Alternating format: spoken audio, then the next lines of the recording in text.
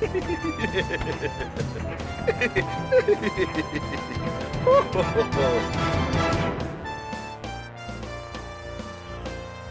to The Good, the Bad, and the Sequel. This is the movie podcast where we're talking sequels and we do it in two parts. First, an interview with an actor, someone involved that made the film worth watching. And the second, a discussion of the sequel, what they got right, what they got wrong, and how it could have been better. I hope you enjoyed last week's interview with sound mixer extraordinaire Audio Andy, his stories from Capitol Records, going from Green Bay to Hollywood, and of course, working on the David Duchovny movies, or should I say Mary Crawford, the director of A Talking Cat, and this week's sequel, A Talking Pony. Before we, I'm not going to horse around right now. We're just going to get right into it. I got to introduce you to my partner in this sequel watching journey, Jamie Riccardi. Jamie, how you doing? Well, I was doing fine until I had to stay up late last night to watch this. I don't even want to call it a movie. I don't know if it's a documentary. I don't know if it's an afternoon special. I don't know. My question is, and I know we have a guest. Did he do something wrong to you that you made him watch this movie? No, he did not. But I can tell you, I'm going to say a hot take right now. This movie wasn't that bad. Oh. Okay. What? All right. That you just heard is our guest. He's played with dolls when we talked Child Play 3. He also took Manhattan for 5 minutes with Jason when we did Friday the 13th Part 8. And also he discussed probably the most troubling movie we ever covered, where John Voight wants to put kids in concentration camps. When we talked Baby Geniuses 2. Of course, I'm talking about Tommy Kiczula. Tommy, how you doing?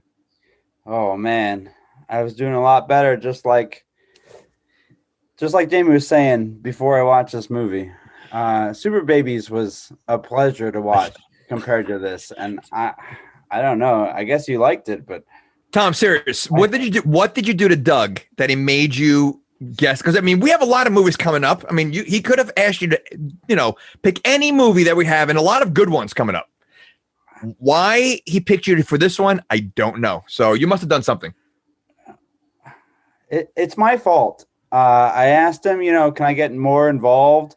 And this is what I get, All right, fine, guys. I'll tell you before we start. I'll tell you right now. I have one problem with this movie.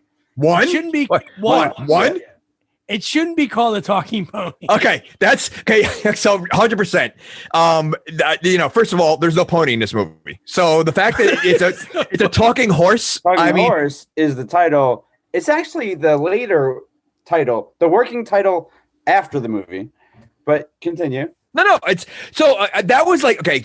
I have a lot of complaints about this movie. I mean, a lot, and that's again, Doug hit it right away. It's called A Talking Pony with, the question mark and an exclamation point.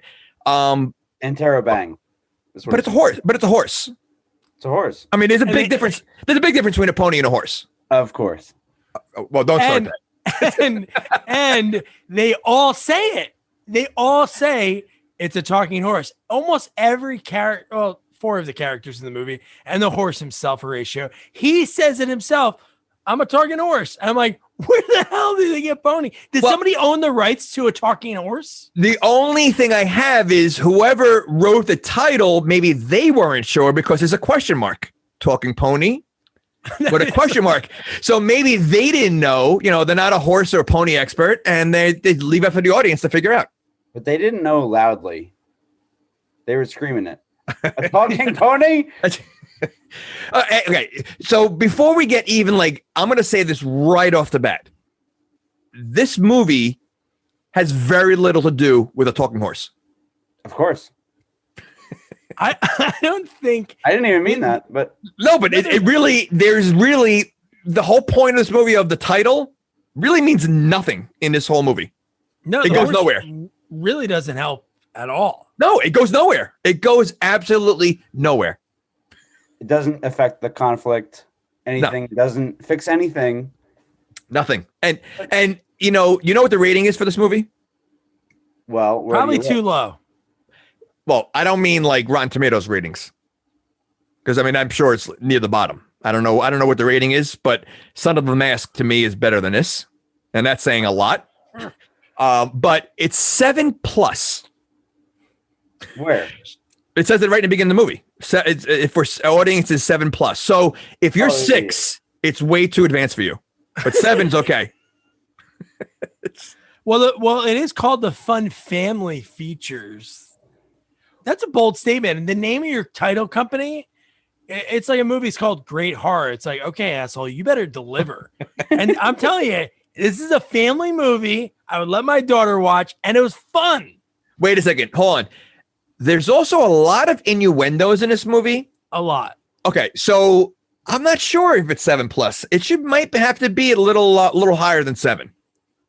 And you have to understand gambling too. Wait, was that really gambling that we watched? I mean, it was more like taking advantage of people that are just have a lower IQ. They had brain damage, and it proves later. We'll get into like how much brain. Let's get into the movie. Let's actually get into it. Let's get into it. Jump on the horse and just go through the gate and get started. So, hold on. Before we go further, okay, there are plenty of horse jokes in the movie. I don't know if we need as many horse jokes as we're doing this review. The of course is going to be throughout the whole review. Okay. So wait, real quick. Sorry. 1 star, Amazon Prime. 3.5 out of 5 on Netflix. That's pretty good. Yeah, I'm canceling Netflix now because it was for Amazon Prime. It's 1 star too many. Wow. I don't know. Wait a second. We're really gonna dive into this, but you really can sit here and say that you'd like this movie. I can say I laughed, and I really laughed, not in the fact of maybe because I went into the movie. I watched some of The Talking Cat after How Did This Get Made did it, and then that's what prompted us to reach out to people, and we connected with Audio Andy. But I watched that movie, and it was like, oh, that was bad. Okay. This movie, I really laughed. Like, so if you're watching a video, but I'll describe it. The fact that a guy that's kind of a kid acting legend, the voice of Horatio, that's the only guy, Jonathan Whittaker, I believe. Dude, he was Sid from Sid the Sea Monster. What? Well, I think Sid had better special effects than what was going on in this movie. Okay. And here, okay, so this is considered a movie, and the movie is an hour and a half long. If you take out every montage and nature shot and shot of the horse, you probably are down to a 30-minute movie. Okay. I'll mention it now. We usually talk about it at the end. I would say if this movie was cut down, it could be a perfect hour, like ABC Family movie. Well, again, it wouldn't be perfect. It would be. Well, let's get into the movie. So I love title sequences, as you know, and how troubling. This was Munchie-esque.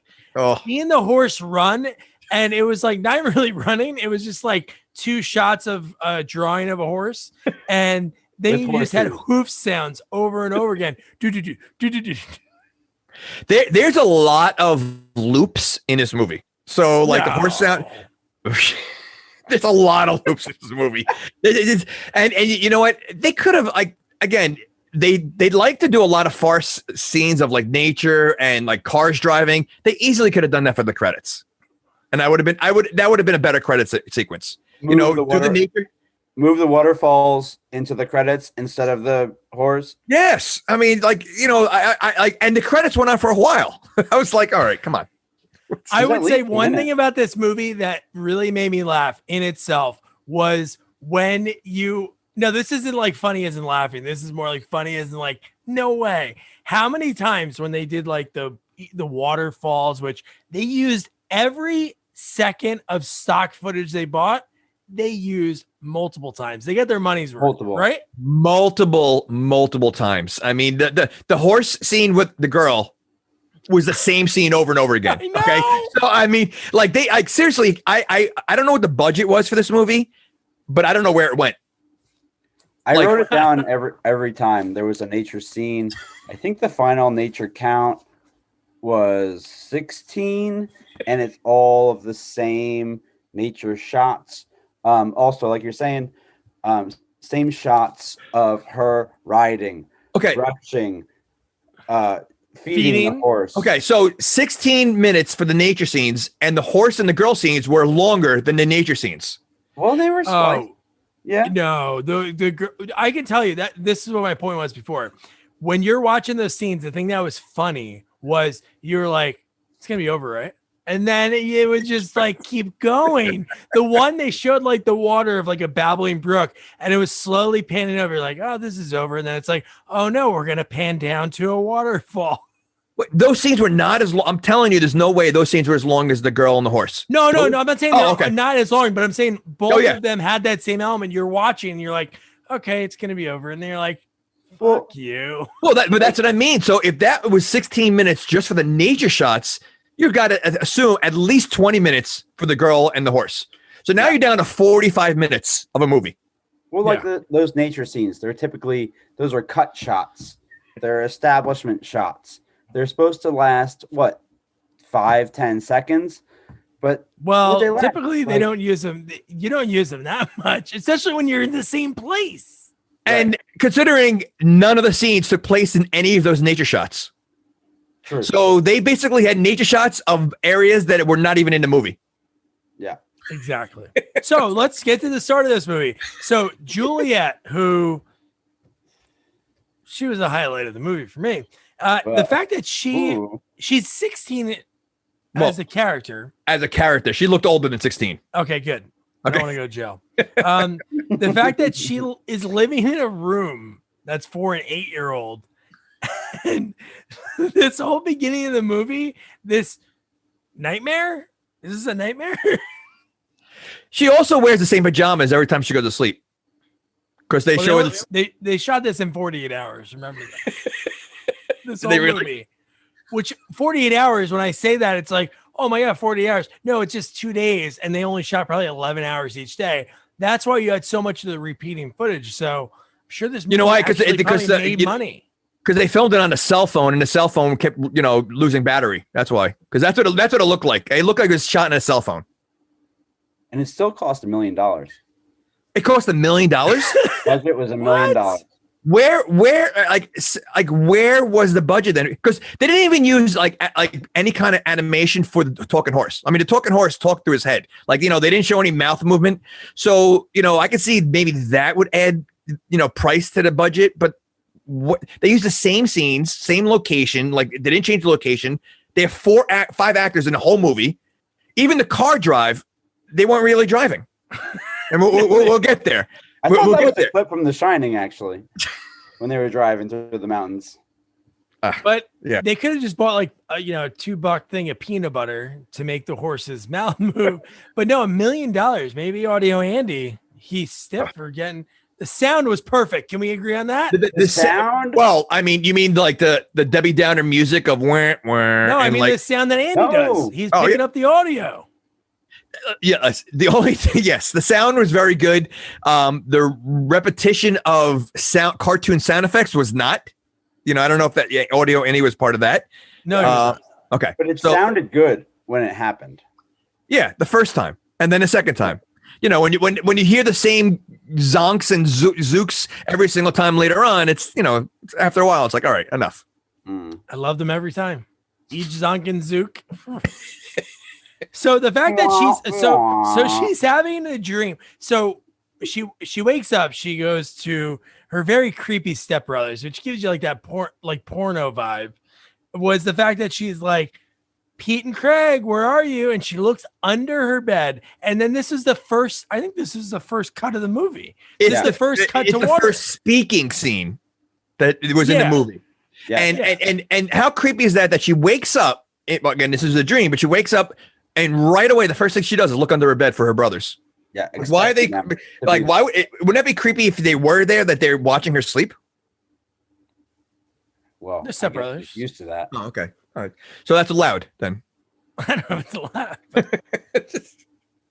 But no, so we get the cut to the creek. And my first note, because obviously we know that there's a ton of creek shots and water shots.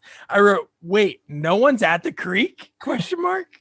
And I love that she sees a plate on the table and she goes, Mom, wait, is this my birthday? And it's not her birthday. And it's only breakfast. Like, you know, and well, yeah, she didn't wake up yet, but like, or she was, no, you're right. This is still the dream. So is it my birthday, but it's not her birthday. So like her birthday had no factor. So if it was her birthday, she'd be excited about breakfast. Does she only get breakfast on her birthday? Maybe. Well, they live on a farm. I mean, when the car drives there, there's like nothing around there. Yeah. And again, right after that, cut to water. So they're like within like, how many lines did she really say? She walked into that room. One. She said that line and it was it. And then cut back to the water. Back to cut. Well, she does a lot of talking to herself in the movie. So she said like 2 lines when she was looking for the brother and then the breakfast line. And then she starts feeding Horatio the pony I wrote. Pony. And Horatio sounds like something else. Oh, what does he sound like? Well, in the porn world. I again, there's a lot of innuendos in this movie. I think that's one of them. Really? Okay. If you can think of any horse that you've ever met, or even if you go to a farm, the odds of one of them being Horatio are going to be very slim. Okay, if there's any horses listening, you know, at Sequels Only on Twitter, Facebook. You don't think that's a coincidence? Horatio? Wait, Horatio is a porn name? Is that what you're saying? Fellatio? Oh my God. I didn't even think of that. I think you meant the sounds that he made were like sexual grunts or something. No, I'm just saying it just sounds. Horatio, that was fellatio. sexual? I don't know. That's a little personal if that's what you hear when you're having intimacy with your lady pal. All right, real quick. Horatio, Hamlet, Juliet, Romeo and Juliet.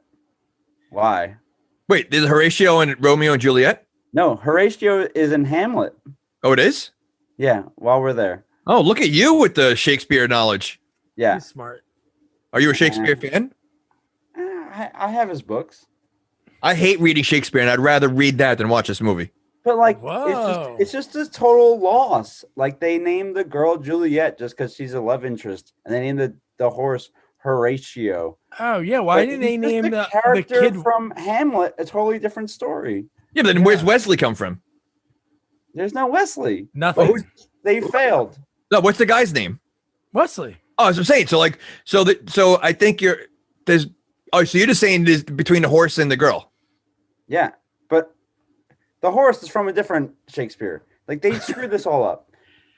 Well, okay, so see, I like how you're going that way, and I'm thinking, it's more pornish.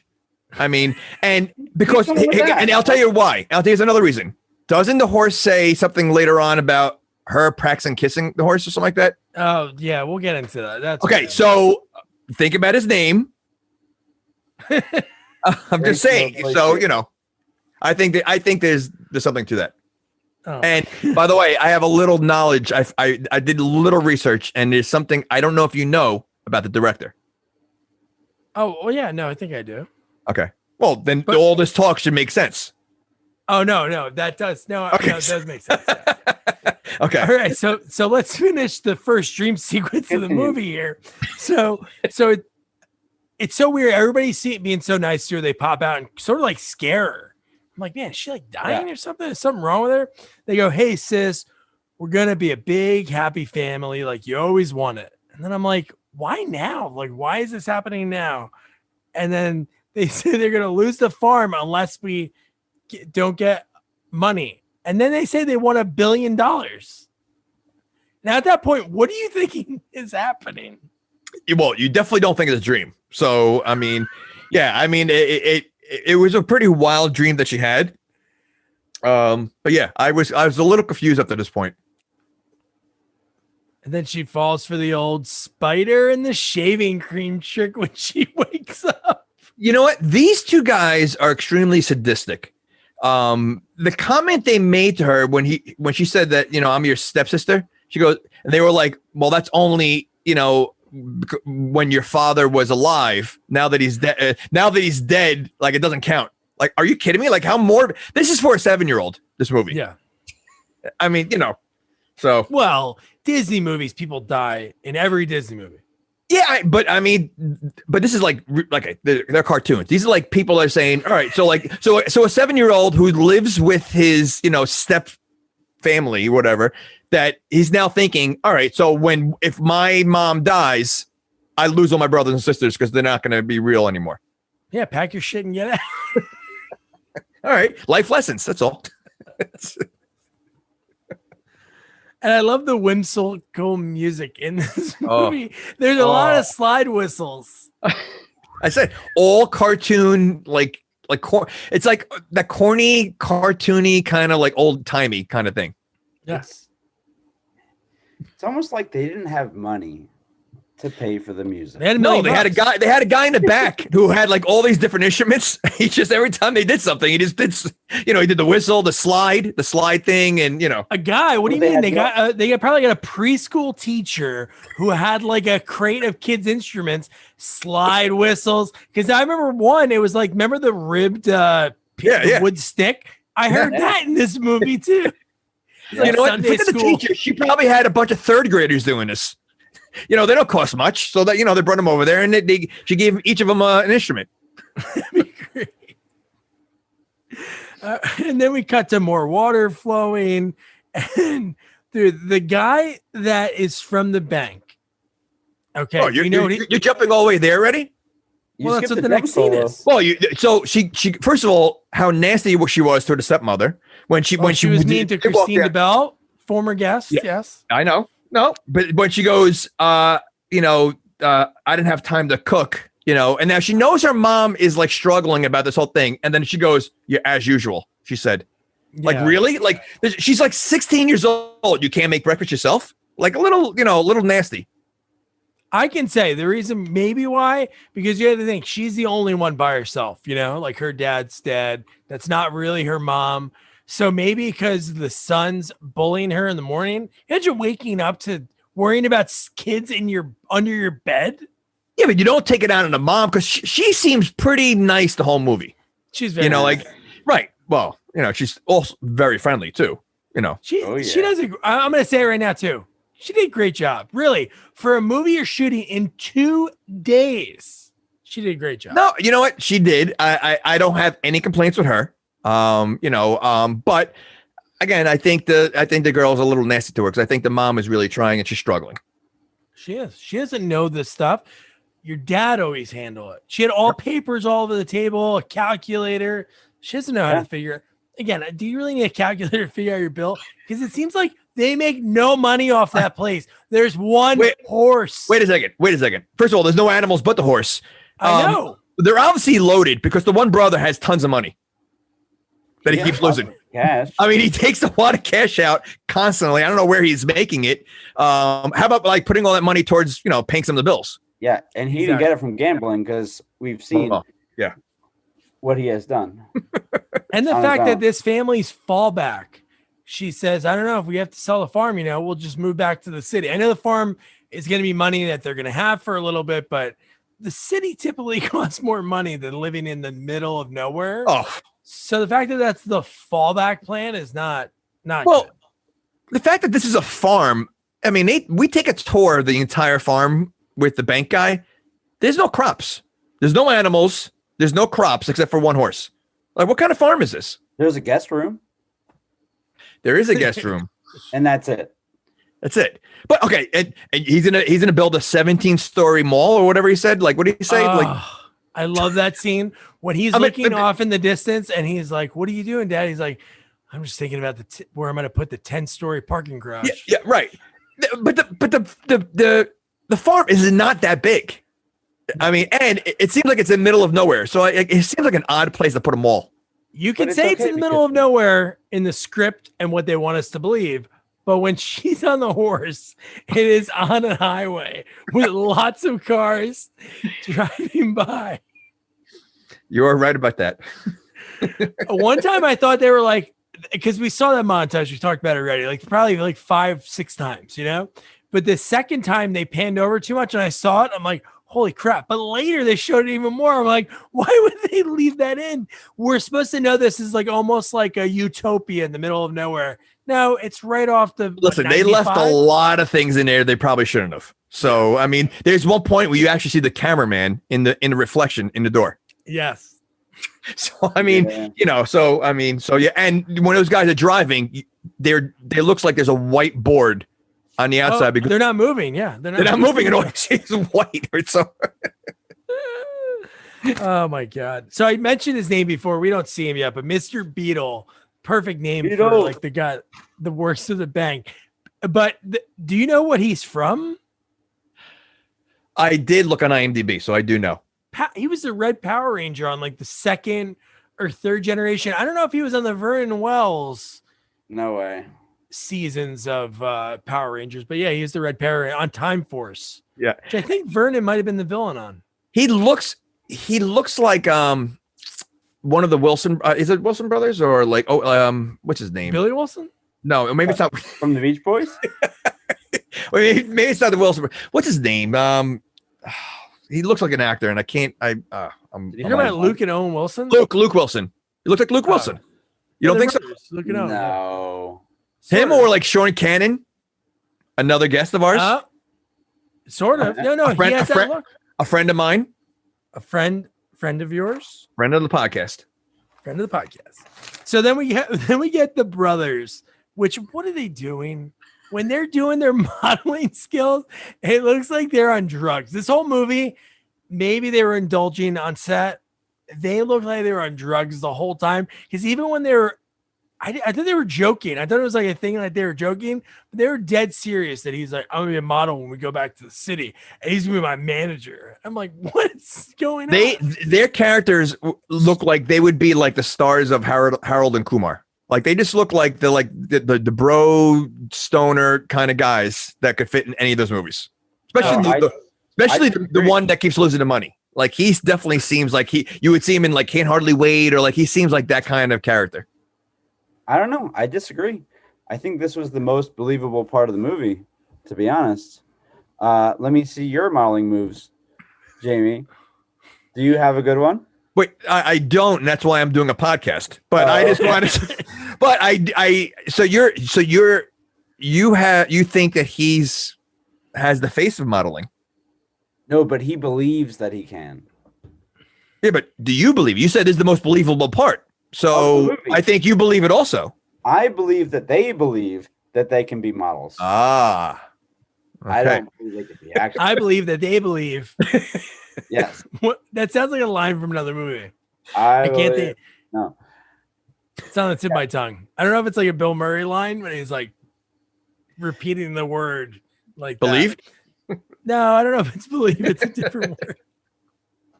The enemy is my enemy is my enemy. Enemy. Yeah. Yes. Yeah, that one. There you go.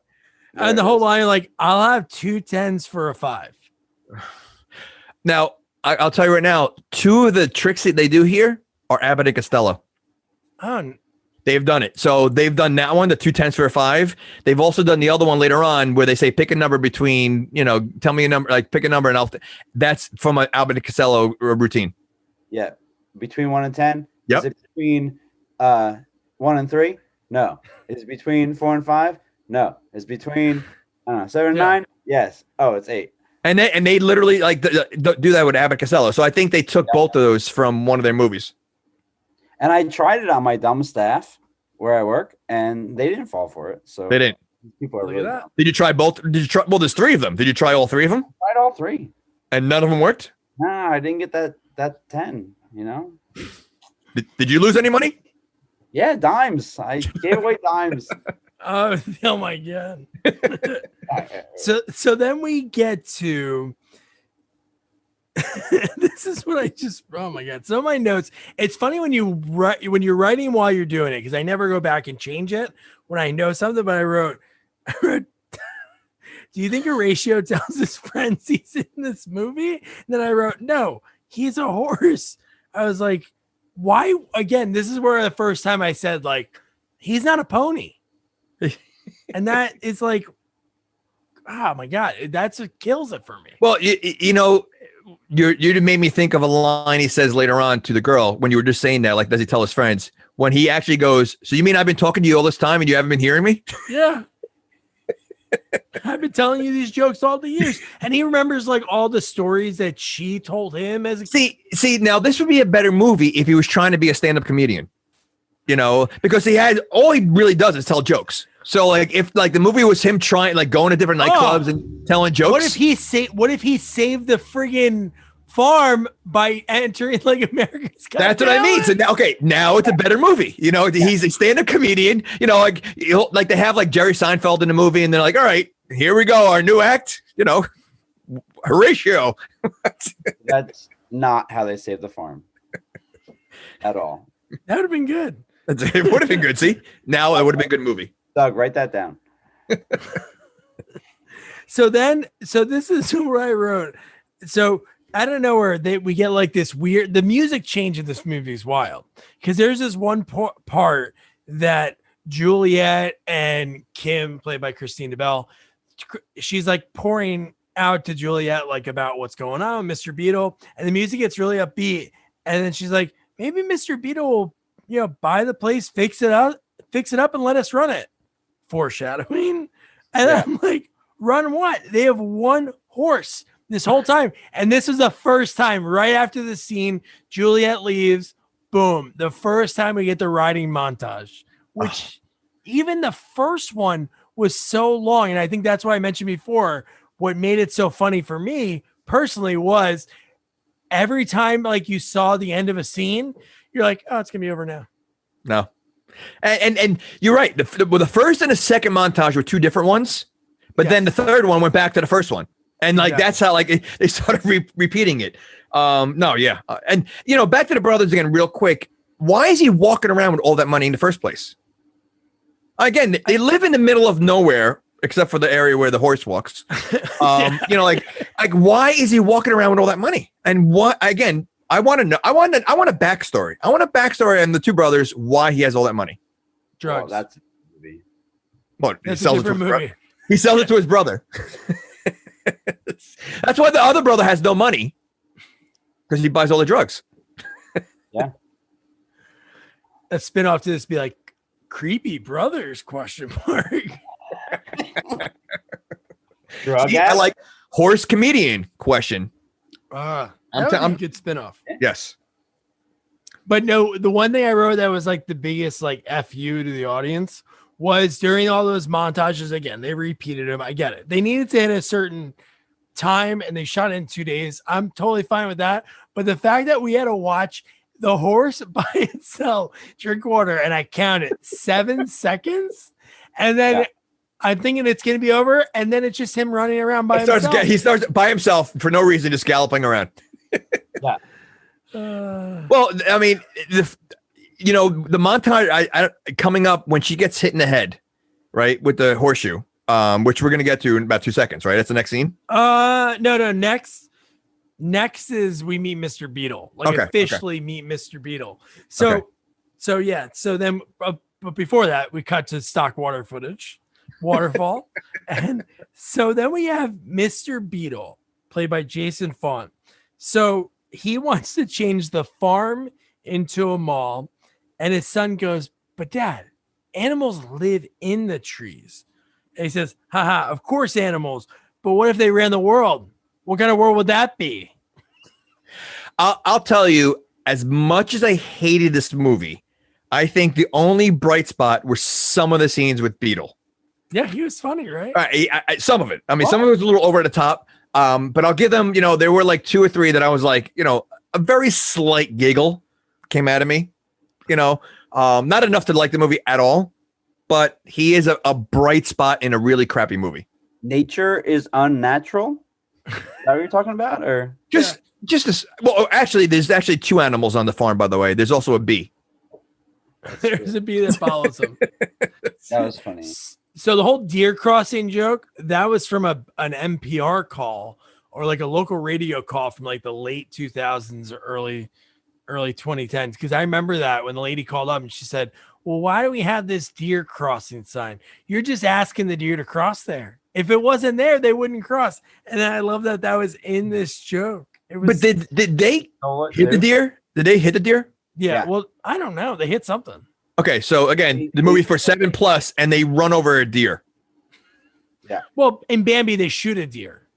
Okay. Again, it's cartoon. This is what does it matter? Blood's blood. What does it matter? It's a cartoon. This is real. This is a kid's mind is a real deer. They didn't show it.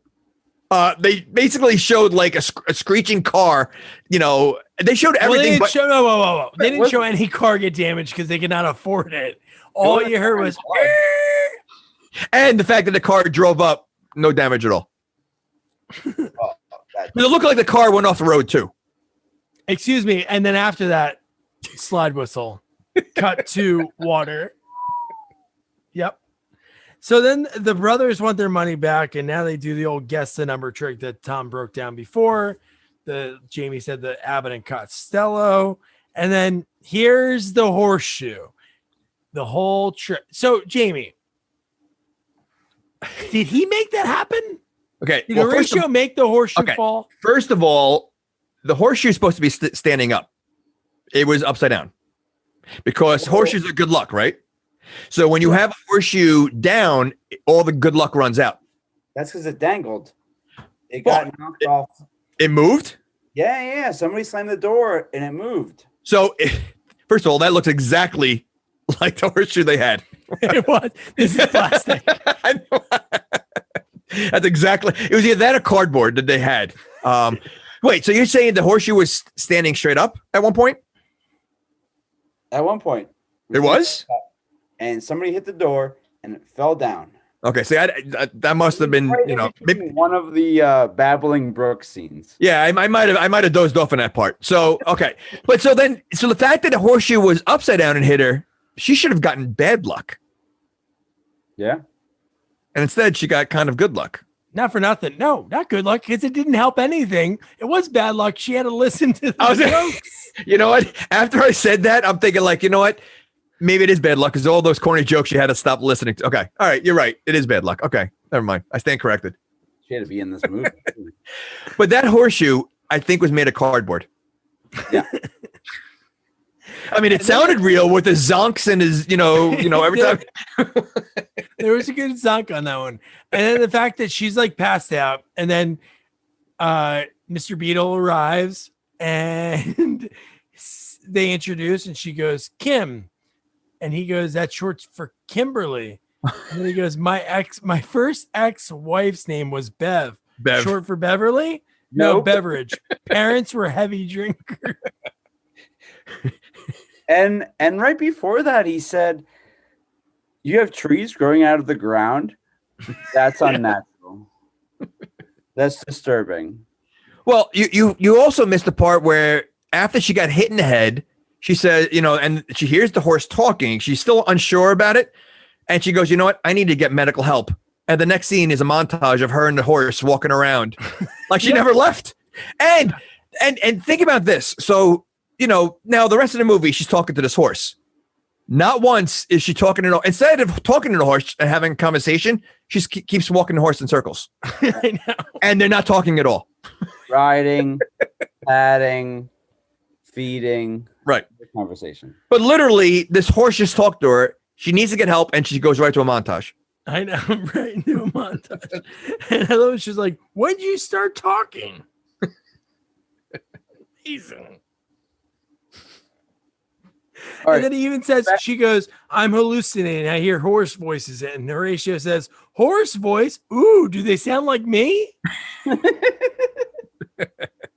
He does have, I'm telling you, most of them are just corny pun jokes, but there's some that just like kind of fit when she's like, why can you understand me? And he's like, well, speaking French. She goes, why? He's like, I don't speak French. He was almost like a Henny Youngman, Rodney Dangerfield, like with the one-line zingers, and they're all old, corny, like dad jokes, and he just like that's what he came out with. I mean, just the long face in a bar. I mean, it's such an old joke, it's ridiculous. It's Rodney Dangerfield for children. Oh, without a doubt. I mean, it would have been fun if he said, "Hey, you know." That was my Rocky doing Dangerfield. That was like Rocky as Rodney for Halloween. How about Beetle not drinking water? Well, what he said, animals poop in it and it rusts pipes. Yeah. W.C. Fields said that, and Beetle's like, "Oh, that guy was a genius," and his kid's like, "He was comedian, Dad." Like, well, okay, so you have a W.C. Fields joke. W.C. Fields was around like 1950, 1940. Like he was an old-time comedian. That's what you throw into a seven plus. Like you couldn't find someone a little bit more relevant. You have an old time comedian. Yeah. That he loves. And his kid knows about and realizes that he's making the joke about. Well, the kid also knows Mr. Ed song. So, I mean, he definitely has old time in his mind. He's an old timer. He has an old soul. He does. Of course. That's where the of course comes in. Oh, boy. No, but maybe because maybe the timer ran out on like having to pay royalties after 60 years, so they needed to save money on the budget. I don't know. I have no idea. But even the whole part with like Wes, so like right away, Wes is into Juliet, which again, I don't blame him. You know? But it looks, I mean, he definitely tries too hard. Like he shows it, like he doesn't have a poker face. I mean, the minute she walked up, he was smitten, and he looked like he's never seen a girl before. She's never seen a boy before. Well, I don't think so. She had two brothers. Yeah, but boys that she'd be like into, not in a. Well, you said it's only stepbrothers, so you don't know. It's true. But it's so weird. She like fell in love. Well, we'll get to that later. But no, he was in love with her, and I get it. Maybe he's. I'm sick of city girls, right? The city that's only 5 minutes down the highway. Which is cheap, by the way, to live in. Very. And then Juliet talks about Horatio because she wants to tell everybody about Horatio. And she goes, and he's like, I would love to meet him. I think horses are awesome. You think horses are awesome? And then the father calling him out in front of her. He goes, since when do you like horses? Amazing. Amazing. Honestly. And then this is the part I wrote, wait, they all just said talking horse 5 times. They all said talking horse. Even at that point, like, he might be into her because she's super attractive. But if she starts spouting about talking to a horse, at this point, aren't you ready to, like, I don't know, run or tell your dad, like, hey, let's get out of here? Absolutely. Absolutely. So, I mean, but again, he looks like he's never seen a girl before. So, maybe he doesn't know better. Maybe he doesn't. Hey, and they're going for a tour on the property, right? Yeah. Mr. Beedle's walking around with a briefcase the entire time. Business, baby. He's business the whole time. There's no play. Monty Beetle. Monty. Well, did you catch the green thumb line? He goes, I forget why it came up. I think the mom said, I have, my husband had a green thumb. He goes, is that what killed him? Yeah. That is what happened. That is good. Here's a milestone in the movie. I wrote, first cut to non-water. Nope. In between trees, we see water. There was like one cut that it was like really like panned down. You're like, oh, it's just trees, and then water in the distance, like in the middle of them. I would almost believe that Mr. Beedle is the father of the 2 boys. Because they have the same they have the same mentality. Yeah. There might be a backstory to that. Whoa. Could you imagine that? I mean, him and Kristine know each other. What's their? They don't talk about her husband. I mean, they talk about the new husband, but have the first husband. I don't know. How did he die? He was a cat. Mr. Beedle. Maybe Horatio ate him. Well, we also at this point get the first B where he says, "Away from me, you fly spawn." Yeah. And he uses that line, I think, a few times in the movie. He does, yeah. 3 times. Even later, when you think he changes, he uses that line like a second later. How about the scene with the guess the number? Did that remind you of Vegas Vacation or? Oh, without a doubt. It was the Native America's casino all over. Yeah, without a doubt. I mean, like they literally threw out every dad joke, every dad trick, it was just so corny, so stupid. Can you name a number between 1 and 10? I can't, See, I would have guessed 4. So, to show you how off I am. 4. Yeah. All right. Well, it was 5. So. For listeners, he put up a 5. So then we get Kim is walking around showing around Mr. Beedle in his briefcase, and she notices that he's walking a little weird. So she known him for what, 5 minutes, 10 minutes? She touches his neck and notices that he has a huge knot. And she's like, whoa, that's the biggest knot I ever felt. Barely touched him to notice the knot. And he basically fell to the ground. Like, well, no, that was later on. That was later on. All right. He fell twice in the movie? That's when he almost falls because she touched it and he was showing how painful you're right. Oh, you hurt me. Yeah, you're right. And she's like, oh, well, let me fix that knot. And all right, Doug, continue. Let me tell you, for a guy who's supposedly very successful and very on top of things, he really is like a wuss. But he has doctors. That's, I think, his next line. I have multiple doctors in New York City.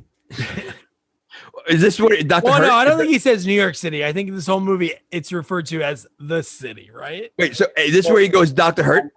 I'm sorry, you're right. You're right? Is it that where he says Dr. Hurt is the doctor? Dr. Hurt is a doctor. Yeah. And then she goes, you got to be kidding me. And then she goes, what's your dentist name? Dr. Cavity? Yeah. I was waiting for him to say, you know him too? See, that would have been funny. That's based on that, yeah. See, I think they blew a chance on that one because he's like, well, don't make fun of me or something like that. They didn't have a joke with that, but to me, that would have been very funny. That would have been. He is pretty much John Travolta Bubble Boy. He's allergic to everything. Even when she gives him that tea later, he's like, what's in this? Because I can't have sugar. I can't have this. I can't have this. And I'm like, Jesus Christ, dude, relax. You're not going to die. That's what I mean. This guy's a super successful guy. And he's just so and his son is obviously smarter than him. I mean, because he keeps saying, yeah, he's, you can't deal with it. He never smiles. He doesn't shake hands. He doesn't, the son seems pretty smart, Yeah. Can I tell you, after this, the son went on to do a lot of stuff. Really? 2 years after this, he became a regular star on Days of Our Lives, over 100 episodes. Oh, wow. And he was on Netflix's Insatiable for 15, 20 episodes. I don't think he was a bad actor. No, I mean, yeah, I think I think he really tried to act in this role for what it's worth. I think everybody else is kind of corny. I think the mom did a pretty good job. I mean, but I think because he played the serious role, the kid, and I actually think I think he did the best of what he had in this movie. And Juliet. No, Juliet did good. I think they all did good except the brothers. I'll take them all. I think they all did the best they could what they had. But I mean, I don't know about Juliet. I mean, I put her in the same category as the brothers. No. Yeah. Listen, you're taking how she looks and bypassing how she acts. I'm not that kind of person. I disagree with that. So this is where she shows Wes Horatio and she's laughing and she's saying, Horatio, say something else. And he's like, something else. And then she's like, wait, you can't hear him? He's telling stand-up jokes. Yeah. And he's like, what? That whole scene. Well, she kept laughing before he did the punchline. Oh no, I love that. Yeah. So he says 3 jokes that he can't get through because she keeps laughing before he does it. Makes him look like a fool. Yeah. I even wrote, Juliet's hot enough. If she told me, hey, I talked to my horse, I would I would still go on a date with her. I'd be like, that's fine. You talk to a horse, that's great. I talk to my cat, that's fine. He didn't seem that concerned about it. No, and then how about this? What was the weirdest part about it is from all this interaction, how in the hell because Wes offers to help bring Horatio back, but then I know where it cuts right to a montage and Wes is nowhere to be found. Was he watching? They didn't even show him watching. There is no rhyme or reason why the montages happen outside of just space filler for the movie. And I'm pretty sure it's number 7 of the movie. I wouldn't doubt it. And again, there's no reason for all those, but I think it's just they threw him in there. Like, they don't fit in the scenes at all. Again, she went to get medical help, and the next scene she's walking the horse.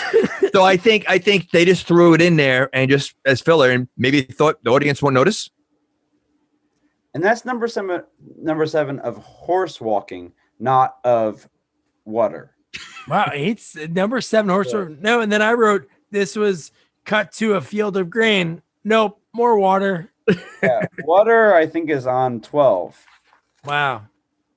Horse 7, water 12, I think.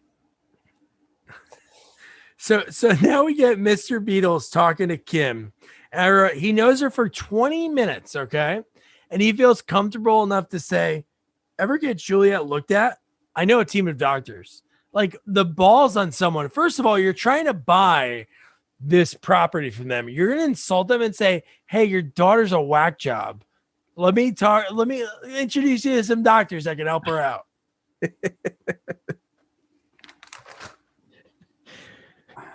I mean, Beetle, he's pretty intelligent.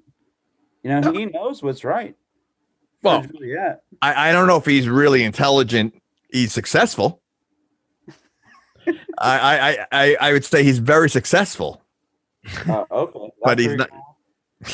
Well, I do like his version of the joke with the two brothers when they say, "Hey, can I get 2 10s for a 5?" And he gives him 2 dimes. Yes, that was my joke earlier. 2 dimes for a $5 bill. That's brilliant. So he's smarter. I mean, as dumb as he is, he's smarter than the brothers. Yeah, because he fooled the brothers. Hard. Well, he's pretty dumb. I mean, he didn't understand the whole deer sign. I mean, that whole sequence which was about 5 minutes long. Never been outside. Ever. You know what? It almost does seem like he's never been outside before. Yeah, he's the Bubble Boy. He's John Travolta, the Bubble Boy. Is. Yeah. So then we cut to this is a historic achievement in this movie. We cut to Wes and Juliet talking. Boom. No transition at all. That was the first time in this whole movie. We go from the 2 dimes, that joke, right to Wes and Juliet talking. That was pretty big. And this is where things get a little weird. They start to get a little weird. Now? It does get very weird. Well, no, I mean, there's a lot of weird scenes, but there's a few like in a row come on between these two and the mom and Beetle. Things start getting pretty weird. Oh, it does get pretty weird. And again, this is for a 7-year-old movie. There's a lot of innuendos coming up. 5%. How about the joke? I wrote, this horse knows every horse joke ever, because even one, he talks about, if you go to jail, I'll bail you out. Get it? Bail of hay? Yeah. That's bad. That's real bad. And he also said, I'm afraid you are saddled with me. Oh, yes. And then from this, we get a cut to stock water. And again, Kim offers Mr. Beedle the massage, and he actually gives in. Sort of. She forces herself on him. There was a lot of sexual tension in the scene. And it's all coming from the mom. Like, she even said, like, you miss things when they're gone or something like that, or you miss certain things when your spouse is gone or something like that. Like, and then it was like, it just, things got awkward. Very, very awkward. And later he says after the massage, because we're on this now, but the line he says later, because she's like, I miss my husband. I miss him for this. Yes. And he goes, yeah, I miss my ex-wife. I miss her back massages. That's it. That's all he misses is when she used to massage his back. That's it. Well, let's play this out a little bit because I think, we obviously something went on between them when he walks out. I mean, it wasn't just tea. Let's put it that way. But if they're together and Wes and Juliet are together, I know that's her stepmom, but that would be her brother or stepbrother / husband if they got married. I'll allow it. Yeah. All right. Well, I guess when you're down, is taking place in the South. I think. Well, it looks like California. Let's just say farm. So I guess how they do it on the farm. That's how they do They're it. They're the farm rules. But wasn't it weird the fact that she offered the massage and then we got a hard cut to a horse montage? Oh, well, of course. It's only been 5 minutes since the last one, so we have to have And then another from one. that, we get a horse montage, and then immediately after that, cut to water. So like no dialogue, just like cuts and cuts and cuts. Well, there's a water scene after every horse montage. Like right, every scene where the water was, it was right after a horse montage. This was you can lead a horse to water. Well, he already says that joke. I know. He does. This was Nature Cut number 13 and Horse Cut 14. No, he says that joke wrong. Yeah, right, that's correct. when Wes realizes Correct. that he could hear it. Correct. Yeah. Correct. So now we're on Wes when he goes, hey, there has to be a logical explanation for you talking to a horse. And dude, right from there is when, dude, what this is what's crazy about this whole thing is because there's so many cuts. You're like, where are you in this movie? Like, are we about to get to the point that he's going to find out? No, from there, that's what's weird about it. Cause we see these little bite-sized things that nothing is getting ready to happen really. And then they cut right to the brothers. Yeah. Like the brothers are like, they're ready to prank them. Right before the buildup, like it's a constant, Yeah. like it's almost like, but that's throughout the whole movie. Like every time it's like something else, it's like, all right, wait, we have to bring the brothers in. They haven't been on in 5 minutes, so we have to bring them on. Or we haven't had the horse montage. Let's do that. Like it's almost like whoever's cut the movie together, they just started throwing things, and how it landed. I think I'd so. rather have the brothers than the horse montage. Jesus Christ. But you know what? Even with the horse montage, she's with Wes. You would think, all right, maybe Wes and her could walk the horse together. Exactly. That would make sense. No. Throw Wes, they could ride the horse together. That would make sense. Well, he wasn't in the first montage, so the loop wouldn't have worked. They shot that day one. Wes was Also- there day two. Also, real quick on the horse montage, did y'all watch her walking past a branch that she swayed at that wasn't really there? What? 3 or 4 times she's riding the horse and she does this, but there's no branch there. And it's 4 times recut into those montage things. That I gotta check that out. I would will say, you check know what? that out. I own the I movie pick- now. 99 So do I. I can't believe this is part of my library. yeah, me too. 99 cents. They should be paying us to watch this, first of all. I know. No, I think it's a good deal. The fact that to rent it is the same price. I clicked on rent. I'm like, no way, man. I want this. I would be embarrassed if I was Amazon Prime and this is in my category. Like if this isn't part of my movie. I have The Godfather and Star Wars and a talking pony. That's What if it- this is like an episode of like Law and Order SVU and Stabler finds your dead body and you're watching and your phone died when you were getting ready for this episode and they have to announce to like the public and your family what was he doing in his dying moments? He was watching this movie called Talking Pony. And then Munch is like, and then friggin' Ice-T's there too. He's like, Talking Pony, cool shit. Yeah. And then they said he died by horrible movie. Ugh. That was the death. It is. Listen, and I'm going to say it again. I'm going to say it at the end of the movie. This is definitely the top 3 worst movies we've seen. No. It's and it might be number 1. Wait, you didn't like it? Loved it. So now now we have Horatio the horse that's basically saying to Juliet, hey, if you want him to hear me, maybe we got to do the horseshoe and you got to bang him in the head with it. Knock him out. Oh my gosh. And how hard she hits him without him like. Okay. You know, I have a problem with the scene because, you know, Juliet, she should have hit him really. Like, I mean, she hit him hard, but I mean, all right, just give him the one small whack. No, she hits him 4 times. Like, I'd rather have one big whack in the head than, you know, the first time. Well, she did hit him hard the first time. Not the first time. Oh, the little dick. Well, okay, listen. First of all, it fell off the wall and hit her and knocked her out. So I mean, it didn't hit her hard. So you know, why does she have to really smack the crap out of him with it? Right. Women are more susceptible to brain injury. Scientific fact. It is. It's a fact. Yeah, under 14 years old, they don't allow them to do headers in soccer. What scientist said that? All of them. Dvorkian. No, but the fact that this is like a David Berkowitz situation that she's like, what if this movie turned dark right here and she murders him and this horse is using her to fulfill his thirst for blood. Instead of a talking dog, it's a talking horse. Yes, it is. And she's interesting. Well, she does say, I think I killed him. I know she does. So while we're here, though, the brothers later, they realize what's going on. They knock each other in the head with the horseshoe, right? Barely. Yeah, but wait, that's later on. We still have the dream sequence and everything. All right. And the awkward licking.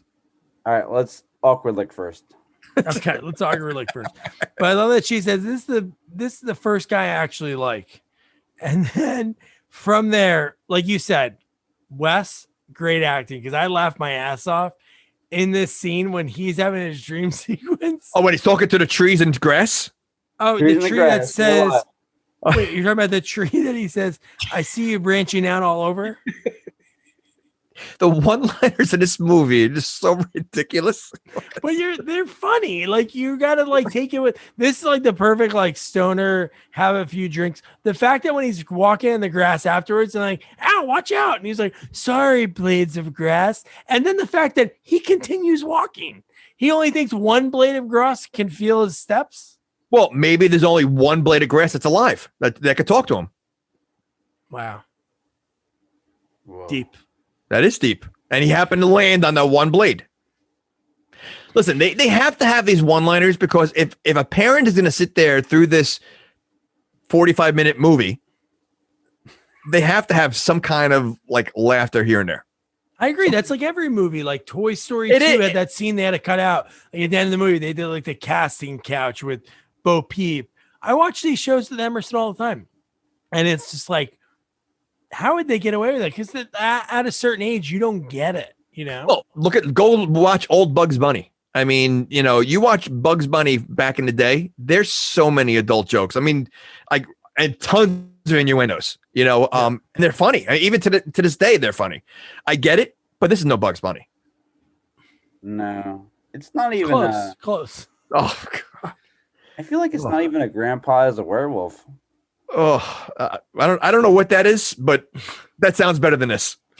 So in Wes's dream, Juliet, this is his dream, right? Dream. Okay. Yeah. He's at the same place in his own dream, and Juliet's sprinting around in a dress. No bikini or no beach, no resort. He's penthouse. never seen a girl before, so he might be Amish. But he's never seen a girl before. And it is rated. I mean, listen, it's a 7-year-old movie plus. They're not going to have a bikini. They're not allowed. I don't know. You mentioned Rodney before, and there's a very sexualized dream sequence in what's the one? Ladybugs. Oh, man. Yes, there is. So then we have the licking. That was so weird. The way I at first I'm like, is she really gonna lick his face? Like, you know, like it was kind of, and then the way they did it was she was like 5 feet away. Yeah. It just looks so ridiculous. Of course, it's fake. and we talked about it before. The way he hears, when he realizes he hears Horatio is with the lead the horse to water. You can't make him think. I think. Oh no, you can't make him blink. He says Horatio does. And he goes, no, it's drink. And then he's like, oh, thank you. I should have known that. I'm a horse. And he's like, no, it's okay. And she's like, who are you talking to? And he's like, boom. He can hear the horse now. So two people can hear this horse, not a pony, a horse. So now you're thinking, all right, you know what? Now the movie's going to get to where they're going to save the day.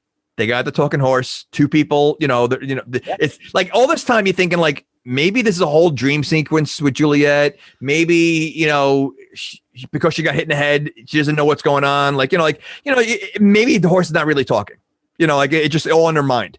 Now a second person is doing it. Cause I thought possibly it could be a dream sequence, the whole movie. Wow.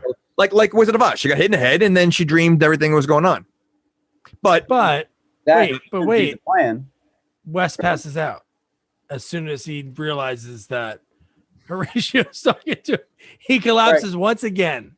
Well, he probably has a concussion because she smacked him about 4 times in the head with the horseshoe. She shouldn't be slipping. And that's why he passed out pretty quick afterwards. Like he's still, not stable. But only hard. Stable? Horse stable? Meanwhile, Horse stable. when Wes wakes up, and how old is Wes? I guess the same age, 16. Well, she said I have a daughter around your age, she said. Oh, okay. How old is Wes? 16? 16, 17? Wes says he thinks he has a hangover. Has he ever drunk before? I don't know. I drank younger than 16, so let's not talk about it. All right, let's skip over that. Next. So then we get Mr. Beedle. I wrote Mr. Beedle's feeling good. I was like, did they bang? Really? The way he walked out of there has that glow. He had that glow. Like he had that, it's almost like, he hasn't had it in a long time. Who knows how long ago his wife died, or I don't know. Did she die or she left him? No, he said my ex-wives. Okay. So yeah. Okay. So, but I'm guessing it's been a long time. That's why he was kind of awkward around the mom, and he walked out of there the first time in a long time, and he was feeling the sun rays. If he would have been smoking, that would have been pretty funny. I don't even smoke. Yeah. Nature cut number 14 right before that, by the way. There was number 14. Yep. So then Beetle is allergic to everything. Yeah. Except fruit. Not anymore, though. The tea cured him. Right. The tea has cured him. Because now he can smell fresh air. Before that, everything except fruit. How do you live if you're allergic to everything except fruit? He lives in a bubble. Well, okay. He's Bubble Boy. But he's cured now that he's a new man. He's a new man.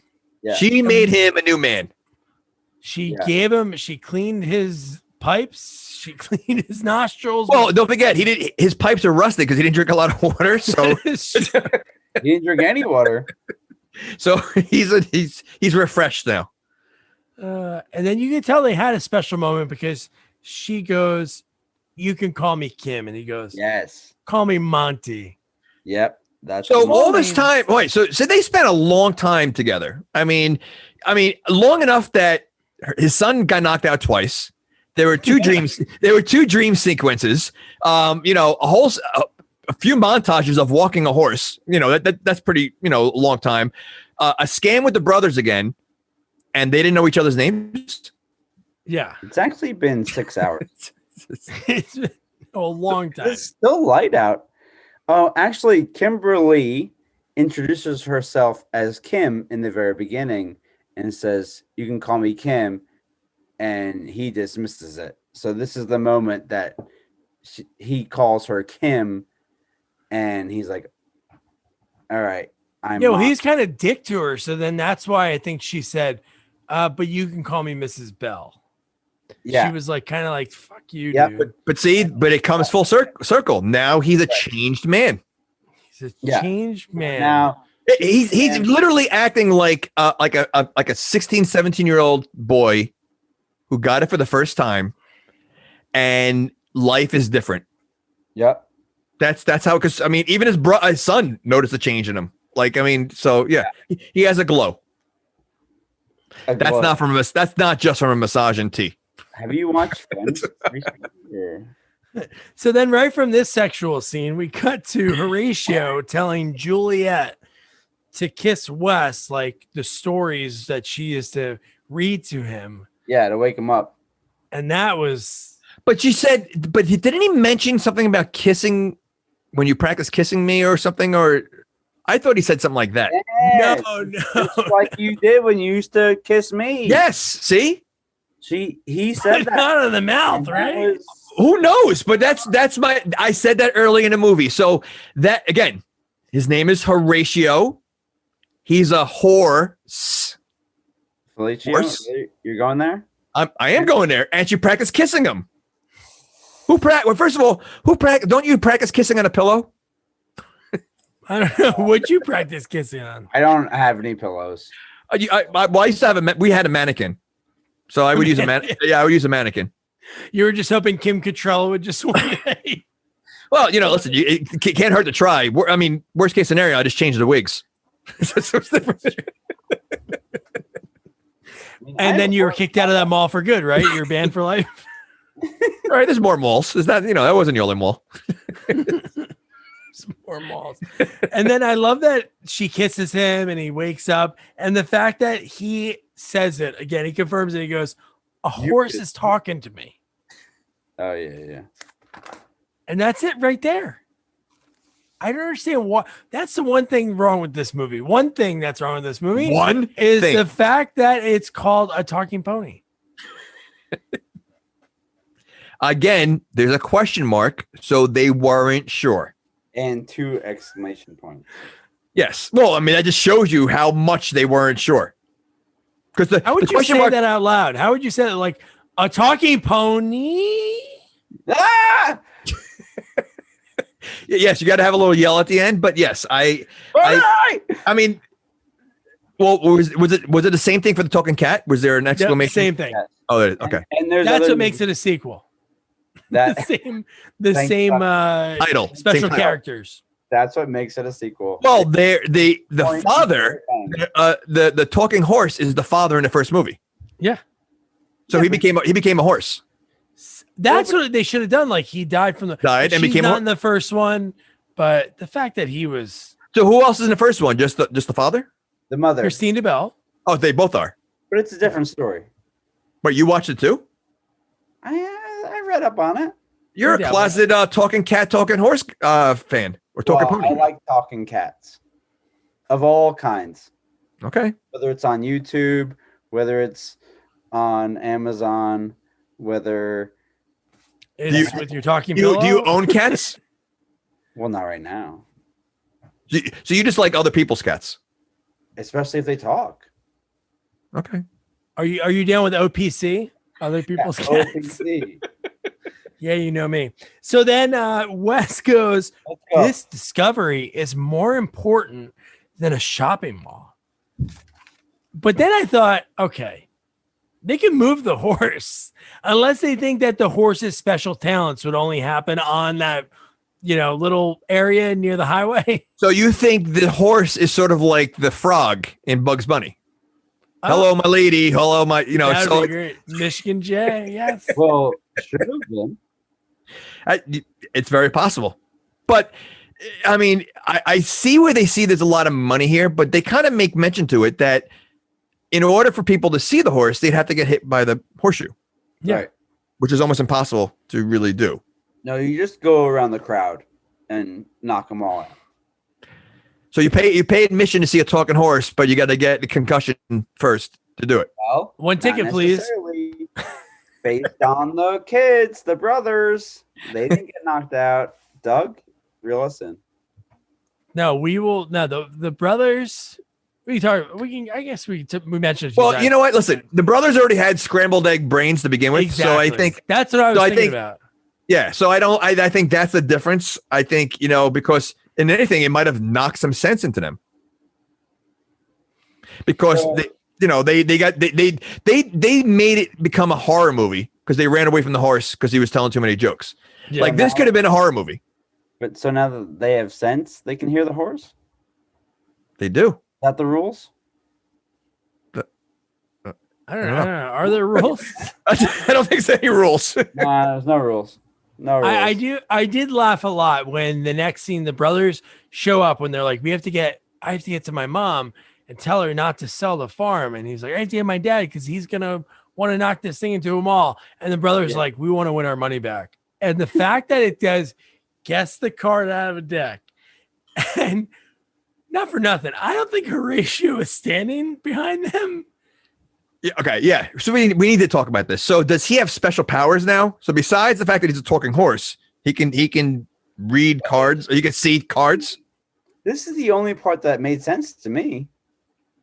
This is the only this scene made sense to you. Please explain. He's behind them.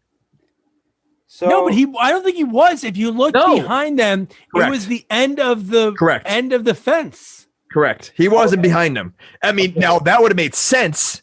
That would have been the smart thing to do, but I don't think. Of course, yeah. If they would have leaned against the fence with their back, of course, of course. Well, yes, that would have been that would have made complete sense. But no, I agree with Doug. They were facing the fence. The two brothers. Literally, he wasn't there. He wasn't there. He was in front of the brothers. So that's just director. I think the way they were trying to go was if the horse was behind them, but because they only had 48 hours to film, I guess they didn't go back and check it because he wasn't behind them, because that would make sense. That would have looked so much better. You see the horse like studying the card and reading it and doing it. Fine. Yeah. But he literally used ESP or whatever to see the cards, which completely did not make sense. Yeah. I did laugh because, again, like you said, I think Wes, maybe that's why from this he went to be in two pretty big shows. The one on Netflix, Insatiable, was pretty big, and on Days of Our Lives. The fact that she does it and she guesses the two cards, and then they're like, no, how about you, pretty boy? How about you do it? I love it. He's like, oh, I don't know. I guess I'll have to take a wild guess. King of Diamonds. He's like real serious. I really do think that I think Wes was the best actor in the movie. I again, given what he's taken, I think rank him right now. Rank him. It doesn't take long. Okay, rank him. I would say okay. So I'm gonna go. Wes is definitely number one. I'm gonna go. The mom was number two. Okay, I think she was good. The father for comedy purpose. I mean, not the whatever. Beetle. Mr. Beedle. Number three. Number three. Then I go Juliet. Then I go the shorter brother. Wait, no horse? Where's the horse? Oh, I barely saw his mouth move. No, he wasn't a good actor. Horse glue? Okay, so let's go back to something we discuss all the time. Is the horse in SAG? I mean, he had a starring role in this movie. It could have been because even though it's stock footage, that horse walked around for 40 minutes of this movie. Just kept moving. Does he get paid in carrots? Well, whatever. 14 carat? He ate 6 times in this movie. Did you not see that? Hey. Hey. So then I love when Mr. Beedle's like they're sitting at the table, Mr. Beedle, when they go over the contract, and she's like, I emailed to my lawyers and they loved it. They said I'd be crazy if I wouldn't do it. But when he goes, magic fingers, great decorator, do you cook? She's like, that's the one thing I don't do, but I make a mean lasagna. And then in like a few scenes later, he's like, I guess I'll learn to love lasagna. Dude, they're going to be together, right? You think? Oh, well, hold on. Without a doubt, they're together. But let's go back to what she said. So number one, lasagna is not easy to make because, you got to make a sauce. You got to do, that's a hard meal to make. But if she doesn't cook, what do they eat? Like Juliet And- said, and- they don't eat much. And Juliet said, of course, and she did say typical or something like that in the beginning of the movie, but there's no, what do they eat? There's no father. Apparently Juliet doesn't cook. The brothers don't cook. So what do they? So now you said that there's no animals there. Maybe they used to have animals. Eat 'em all? They're eating Pig. pigs. They're eating the So cows. but Cows. she doesn't cook, so they eat them raw. What? She doesn't cook. So even if there were animals there and she ate them raw. Yeah, who's going to cut them? He's died. You think she ate her husband too? Well, I don't know. So there's a bunch of cannibals, this movie? All right, now we got a movie worth watching. We got a horse comedian and a bunch of cannibals. Yeah. He's telling jokes to a bunch of cannibals. That's a good horror movie. I like that. Yeah, the fact that all the pigs are gone, I don't know. So then we already mentioned this. The two Demi brothers, they've sort of barely hit each other with the horseshoes. Now they can hear Horatio and his bad jokes. And what about the joke? Again, I get pun jokes. I get it. But is it really funny to mention what a horse's favorite disease is? Because he says, a horse's favorite sickness is hay fever. Hay fever. I'm like, is that really Jerry Seinfeld talking about, what I love? Smallpox. I don't know if that's in the same category. Have you seen this? Have you seen this? It's hay fever. But so the brothers are more scared of the bad jokes than a talking horse. Exactly. Yeah. I mean, that's a problem is, right there. There's no shock value. They can hear the horse. It's the fact that he's telling bad jokes. That's the problem. They run. They run. They run right past them while they're trying to. So Juliet and Wes are going back to the house because they want to stop them. And I love that the fact that they're like, Dad, Wes is like, Dad, you cannot knock this place down. It's special. There's a talking horse. And he's like, in order to hear it, you have to get hit in the head. But he's like, Dad, don't worry about the brain damage. It'll pass. Yeah. And again, you think you're going somewhere. Now, here's the climax of the movie. You think the movie's called Talking Pony. I think they already climaxed. Well, not everybody did. Excuse me? But Maybe the brothers. I don't know. I think I have to change. There might have been a little thing between them. I mean, they seem awfully close. Yeah, they were. And they also look awfully close in age. They do. You were saying about climax in the movie? Oh, I'm just saying, the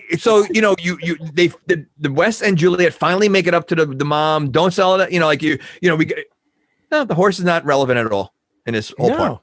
At all. So the point that the horse talks meant nothing the entire movie. And the fact that it goes the next part, it was like, son, you're right. This place is wonderful. It's magical. Yeah. How about we open up Belle and Beetle's Wonder Ranch? And he goes, I'm not only the owner, I'm also a client. And it's all about the tea and the massage about the ranch, how special the ranch is. No talk of a horse. The fact that this could have been like they mentioned Charlotte's Web before, like the talking pig. Right? Or so they could make it like a Charlotte's Web. Like, you know what? You have a talking pig. We have a talking horse. Like, people will come to see a talking horse. No. What's the conflict of the movie? Well, they're losing they're losing a non-farm. No one's coming in the ranch. No one's. What's the resolution? Tea and massages. Rich man buys the ranch. Is a talking pony any part of that? Nothing. No. Nothing. Zero. Isn't that amazing? Like, really, like this whole movie. The only thing that would have made a little bit more sense if, like, the last scene now, Juliet wakes up from a dream and the mom said, listen, we're not selling. I talked to the banker, we're gonna, whatever, something like that. And that explains the horse talking, wait, front to back. What? Whole dream front to back.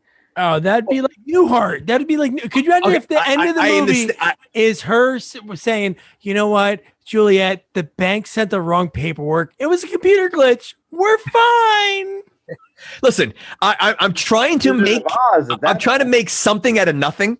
And I think that's the problem. Like, because of the way they ended it with the horse, that to me would be the only resolution. If they're not going to use the horse as a motivator for saving the farm, what else is the reason for the horse? Would be a dream.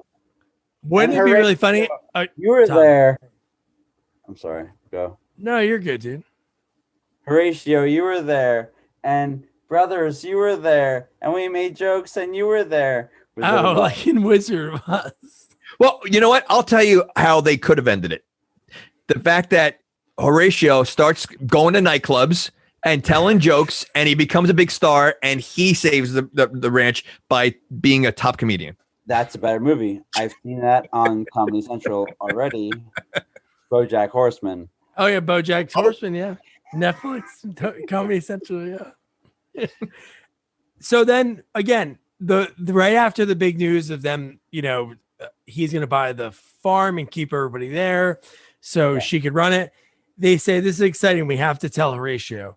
And he doesn't even think about it. He said, he basically asked Kim on a date.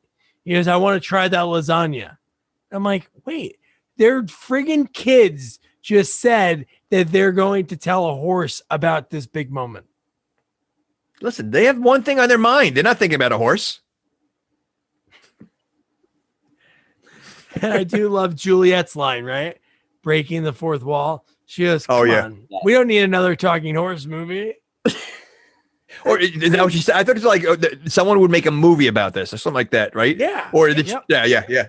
That's funny. No, Wes says that. Wes said it. People are going to exploit this place. And that's what I thought was going to happen with the brothers, because this is a scene where the brothers are running past. I thought the brothers are going to be already there starting to scheme something like, hey, meet this talking horse. You know what? They kidnapped the horse, the brothers, because they want to make money. Now we got a chase going on. Like, again, that adds a little more to the movie.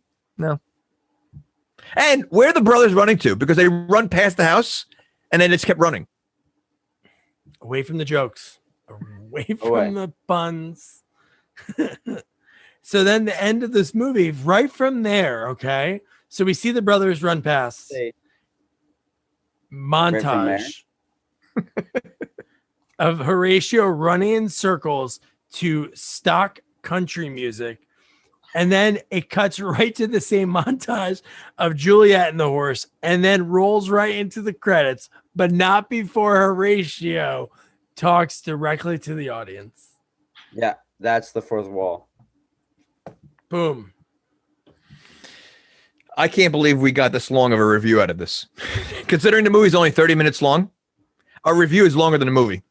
All right, so let's go to our guest first. That was a talking horse, pony, whatever you want to call it. Tom, would you recommend somebody to watch this film? A normal person? No. I would not recommend anyone watch this film. I do hear that it has a following, much alike The Room has a following. People are loving Pony movie, and they're watching it, and they're throwing horseshoes at the screen, just like they're throwing spoons at the screen of The Room. Wow! So this is like in the realm of Troll 2 in The Room. James, I think we struck gold. So maybe this is a movie that people are going to watch. Wow, this is going to put us on the map. 22-year-old college kids are watching this movie. Carry on. So I think that's a semi-approval rating. Jamie? I'm going to say nay. Nay. I don't even know how to describe it. It looks like it was filmed on a cell phone. It's horrible. This movie is not watchable. It really isn't. And this is the first movie that I actually had to fast forward a few scenes because I couldn't take watching the water drip anymore. And okay, once I got to a point, I did the same thing because I was like, right. So I after the first like 2 months, I think I made it to 2 montages of water and horse, and I'm like, wait a second, this is the same. When I realized there was a loop, I'm like, I'm just fast forwarding it, and literally. Like 3 minutes went by every single time I fast forwarded. And it's the only time I've done that in a review. I wanted to do it a few times in other reviews, but I actually did it here. So I'm going to say no. There may be a following. I don't know where you're going to find them. They might be hiding in hay or something, I mean, I don't know, but you're not going to, the movie's $1. I mean, there's a reason why it's only $1. Hey. I'm going to say yay, because the fact that, again, this is what I mentioned earlier, huh? 19 water views. No, 19 water views. So what I was saying earlier is, again, I don't think it would change the way you look at it, but I bet you if you watch this movie, cut down, maybe get rid of a lot of the water montages, a lot of the horse montages, I can see this being like a Disney movie or like an ABC Family Freeform. You're shaking your head no, but hey, I'm gonna say I enjoyed this movie. I loved Jonathan Whittaker's lines. A lot of the horse puns, again, they were corny, some I never heard before, but I thought he was funny in his line delivery. Kristine Debell crushed it.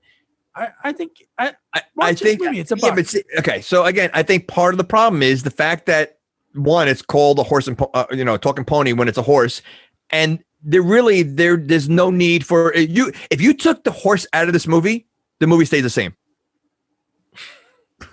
So I mean, horse puns. The pony owner's ranch. It just doesn't.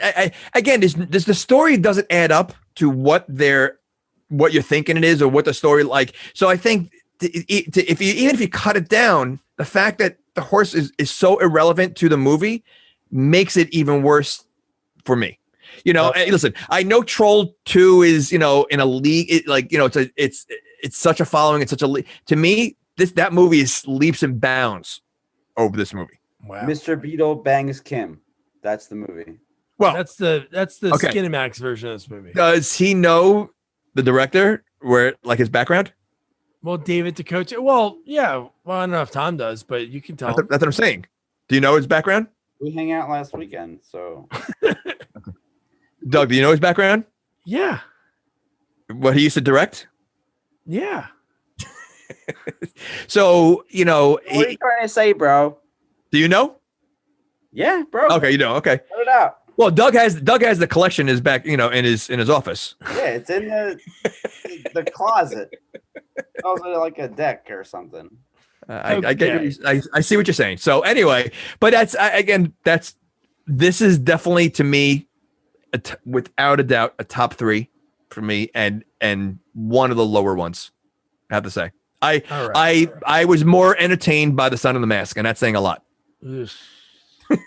All right. Well, I say check it out. Jamie says no. Tom says yes because there's a following. Tom, thank you for joining us for this. And the next sequel that we are covering is going to require a lot of body bags, and that is the return of, I think I could say R, right, Jamie? Favorite vigilante, Paul Kersey. Death Wish 4, The Crackdown. This movie is insane. It's the third canon Death Wish movie.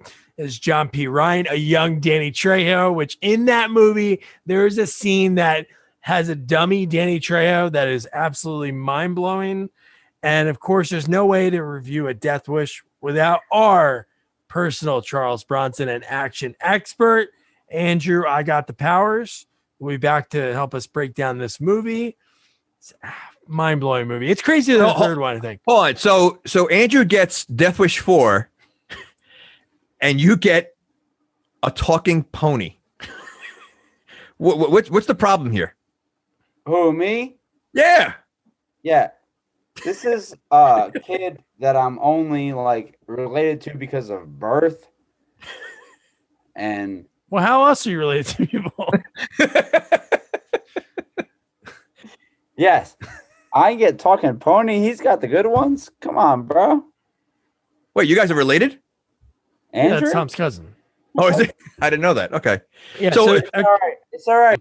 but anyway, so Death Wish 4, it's free on Amazon Prime.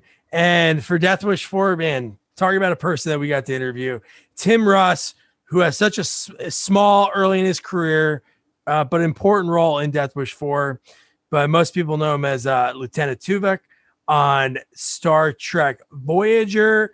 He was in Samantha Who, Spaceballs. He was even in, our buddy Robbie Schaefer's Dick Dixter and lots more. Great interview. So you're going to make sure you check that out next week. So don't forget to review, rate, share our podcast. Follow us on all social media at Sequels Only.